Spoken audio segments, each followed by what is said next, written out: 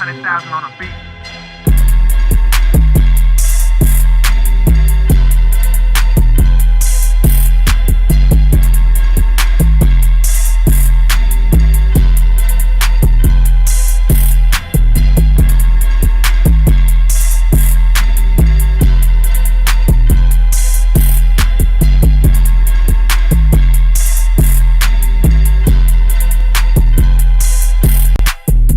Welcome into another edition of the Berkeley Football Coaches Show along with Coach Eric Lodge. I am Lane Walford. Welcome to the palatial Stokes Chevrolet studios here. Coach, took your team down to Florida to play. First time I think Berkeley's played out of state. It was a really good ball game, lightning delay, but I thought the Stags showed up and played well. Yeah, to go down there and drive 6 hours, there's a lot of logistical things. You're out of your normal routine, but there was, like you said, there was a lightning delay in the middle of it. But even with all of that, I think we came out and we played well. There's a couple plays, as we'll see, that we'd like to have back. But anytime two good teams play each other, it kind of comes down to those small margins. But I think we showed that we can play with anybody. Yeah, Stags lose 19-14 to Winter Park. As you'll also see in the highlights in a little bit, you had a chance to win the game there at the end, albeit kind of in a weird way to get to that spot, but still, you had a chance to win, and I think you would have signed up for that before you took that 7-hour ride down there. For sure. I think, like I said, this just proves that as long as we go out there and we play sound football and we play our brand and we play tough, we can line it up with anybody. Well, with that, let's take a look at the first half highlights of the Stags versus Winter Park down in Florida. We come out here, this is very early in the game, we bring a zone dog. We got hats swarming to the football. It's not always perfect, but if you go out there and you play with tremendous effort, and everybody's wanting to go hunt the football, things work out for you on defense. I thought the defense played outstanding again last week. Really deserved a better fate than a loss. Yeah, they did a fantastic job. We gave up a touchdown on a pick six that, as a play caller, like we'd like to have that one back. But really only 2 plays they gave up all night. But you see on the last highlight, Marcus Henderson swarming to the football. Here they got a little sprint out going. Jehovah Williams makes a fantastic break on the football. Is able to get his feet in bounds and control the ball. We got guys that are running in the right direction and doing everything at a fast, high level. Yeah, this kid looks open until he throws it, and Jehovah just makes a great play to get underneath. Yeah. Here we come out, we're on offense. Have a little quarterback designed run. Henry Rivers, is a very tough kid, very strong. He just, this year he's showing that he's going to run through a lot of arm tackles. Over 300 yards of offense on the night for Henry. Here's another look at this long run. Last year, I think he really showed that he could beat people with both his legs and his arm. And I think this year they've seen him just take the next steps forward into being able to do that at just a higher level.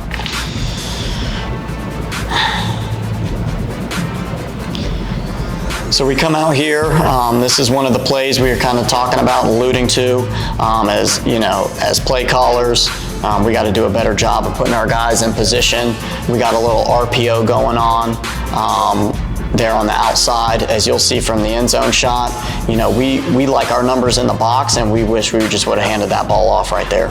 And I'm going to make an excuse as a Henry Rivers fan. That's a long throw. I don't know if people realize how far he's being asked to throw the ball right there. Yeah. From one hash all the way to the other side of the field. Yeah, but there was a big momentum swing. Obviously, we're going down to score early in the game, and they're able to capitalize on that. But I didn't see him quit though. I thought the guys really responded to that. They came right back out, moving the football again. Yeah, we did a great job of line up and come and run the same exact play that we just ran for a touchdown there for them. As you see, we hand it off here. We get good positive yards. The offensive line, I think, did a fantastic job of being physical all night. They're handling their defensive line movement. The running backs are seeing the holes, and we're getting downhill. Yeah, I felt like 74 Britt and 53 Drawdy were really, they were guys that wanted you to just keep running the football. They felt like they were manhandling the guys in front of them. Those guys have done a great job in the weight room all off season. They're strong, they're physical, they're tough, and they like to show that to people. Yeah, I felt like there were definitely a couple of your kids that were playing with a chip on their shoulder, like they had something to prove down there. Yeah. Here we go. We got Jesse Brown, another young buck, class of 27 running back. He's had 2 of these in the first 2 weeks of just, you know what, sometimes you get downhill and then you got to be your own blocker at the end. Yeah. And he's, 2 weeks in a row, he's finished runs down there at the goal line. Yeah, the safety was waiting on him in the hole and he just took him on and scored. Here's Winter Park back on offense now in a 6-6 game. There's Jehovah Williams making another good break on the ball. He's a good player, and we really like him at that spot. He's not scared to let you know he's a good player either. That's right. Sometimes there's a certain way to do that, and there's a certain line you want to walk. But I like it when those guys play with emotion. Yeah, I think you need some of that. That's right.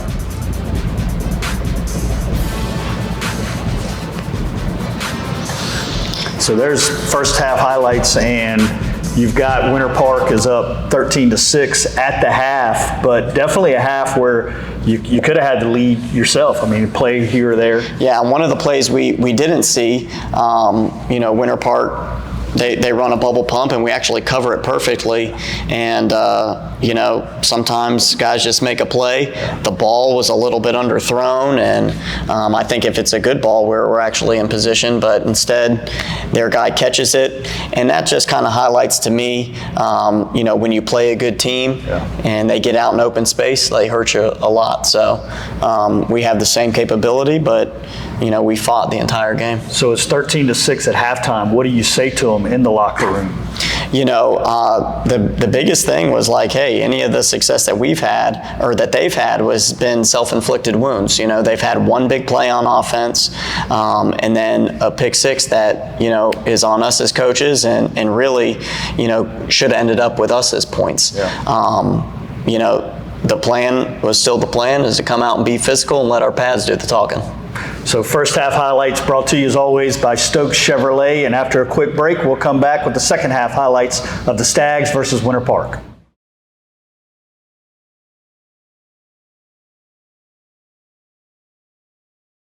All right, welcome back into the Berkeley Football Coaches Show presented by Stokes Chevrolet along with Coach Eric Lodge. I am Lane Walford. Coach, it's 13-6 at halftime. We're going to go ahead and take a look at the second half highlights down in Winter Park, Florida. Wildcats with the ball here in the second half. Yep. See Winter Park come out and empty.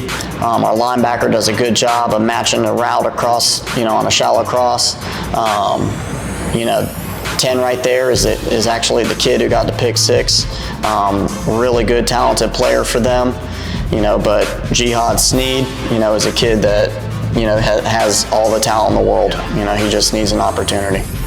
Yeah, I thought G had a really good game. Also, almost took a kickoff back to the house game. Came out, again, running the ball. We had, I think, 240, 260 yards of rushing. Like I said, the offensive line did a fantastic job of being physical. Winter Park is a very talented team, especially their defense. They've got a bunch of Division I players all over the field. So I was happy with our execution and the physicality that we showed in the game. Yeah, they had some good-looking dudes on that defensive line. Yeah. There's Jesse Brown kind of making a run right there, getting on the outside and picking up positive yards. Yeah, Jesse's only going to get better and better every week. We'd like for him to, hit that a little bit inside more, but you know what? I'm not going to tell Barry Sanders how he should be hitting the hole. It's high praise for JT. But he keeps his legs moving. Like he doesn't go down with the first guy. He just keeps moving them forward. So Stag's still moving the ball here, down 13-6 in the third quarter. It was a big fourth down for us.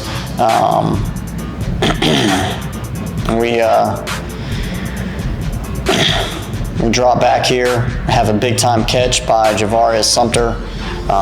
You see there's black jerseys all around him. To be able to, one, fit the ball in there by Henry, two, for Javarius to make that catch right there in traffic. Those are big time plays and big time moments. Yeah, their dude on defense, number 3, he came out at the beginning of the game. He was not on Javarius, but Javarius made a couple of catches early, and then it seemed like number 3 said, okay, I got to find where that guy is. Yeah, that's Aiden Pouncey for them. He's a 5-star player. He's got offers from every place in the country. Like I said, and they've got multiple guys like that. And for our guys to be able to go down here and showcase that they can play and stand in the paint with guys at that level is something that speaks volumes about our team. Absolutely. It's a good play of us standing up tall here in the red zone. We actually took a timeout right before this because they had bust a big play. And I told the boys the name of the game, is to just stop them and continue to play defense. And here we go, 2 plays in a row has gone for losses. They actually come out and they start getting heavily penalized after this, and took themselves right out of field goal and scoring range. And I think that's just highlighted by the simple fact to just line up and keep on playing football. Kevin Rivers was the first guy in the backfield on that first play. This is a team, I believe it was first and goal from the 2, and then they end up with 4th and goal from their own 40. Yeah. So 60 yards. I don't think I've ever seen that any level of football. Yeah, some of that was self-inflicted by them, but like I said, 2 plays in a row, they went backwards. Stags back on offense here.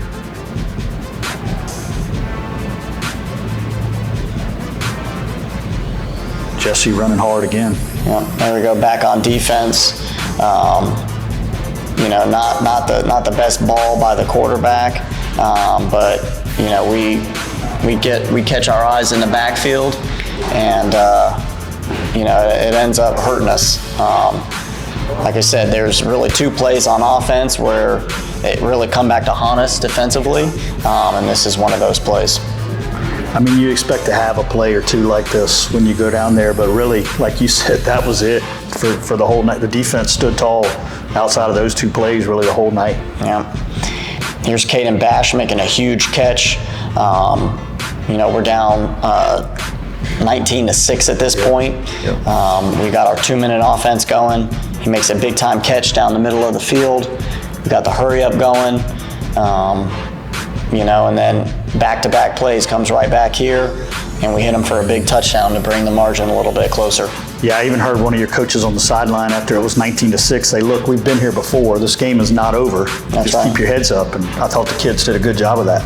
Yeah, for sure. As long as you just keep playing, you keep playing until the scoreboard says zeros. So that was the touchdown that cut it to 19-12, and you make the decision to go for 2 here.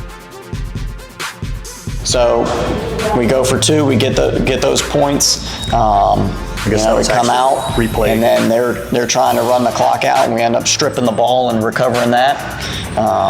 And that really gives us a chance. This is that play right here. Yeah. Jihad Sneed does a great job stripping the ball out and then jumping on it. You always want the guys to dive on the ball in the pile. I almost wished he didn't dive on it though and let Jameer Hayward pick it up and Somebody run with pick it. up and run, yeah. That's right. So now you've got the ball back, very, very little time left. Give us some thoughts on the play. So we got 2 timeouts. I think before this we ended up running a draw or 2. Obviously they're in a prevent defense. We're trying to just kind of matriculate the ball down the field, get it within like a striking distance. Yep. We felt like we never really got close enough to be able to run like a good play. Yeah. So here we are. We try to take the shot down here at the end. In the game, this looked very, very close. I thought it hit our guy kind of in the hands and in his chest a little bit. I'd like to see him go up and high point it with his hands.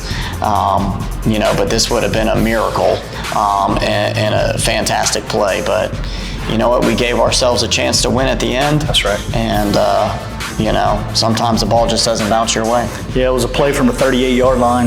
Number 3's roaming around out there. I think he had an idea of where you might try to go with the football.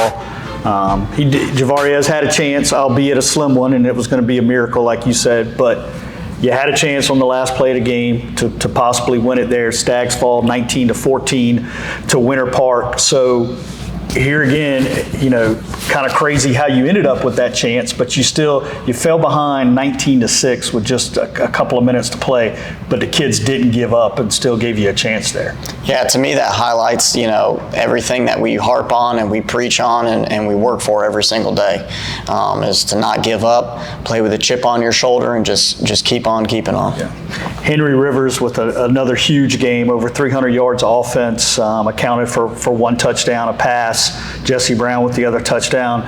G. Sneed with a big night on defense. Who's your player of the game from this one? It's got to be Henry Rivers. Just coming out with his arm, his legs. In a game where we needed our leader to step up and really carry us, he did that and did a fantastic job of it. So the Stags now 1-1 on the season, come back home. The Green Wave from Somerville are coming this week, and what I believe is the 90th meeting between the two schools going back to 1923. So your thoughts on playing the Green Wave here at home? Played them twice last year, regular season and playoffs, both wins for them. But now we've got them at our place this week. Yeah, they're ultra talented. I've got all the respect in the world for their coaching staff. I think that they do a fantastic job of being sound on defense and then offensively giving you a bunch of schematic problems for you to solve. And I have nothing but praise for those guys, and I'm really looking forward to putting our team out there in a big test against them. We won't see them in the playoffs like we did last year, but it's always a good measuring stick, to see where we are. And I think that if we go out there and we play the same game that we played against Winter Park, that we played week 0 against Ashley Ridge, we're going to be right there at the end with a chance to win. Stags host Somerville Friday night. It is Hall of Fame night as well for Berkeley. Several athletes, including the 1994 state championship team, being inducted this Friday night. So come on out to Bonner Stadium and check out the Stags and the Green Wave in the 90th meeting all time on the Gridiron. For Coach Eric Lodge, I'm Lane Walford. Thanks for watching the Berkeley Football Coaches Show presented by Stokes Chevrolet. Go Stags.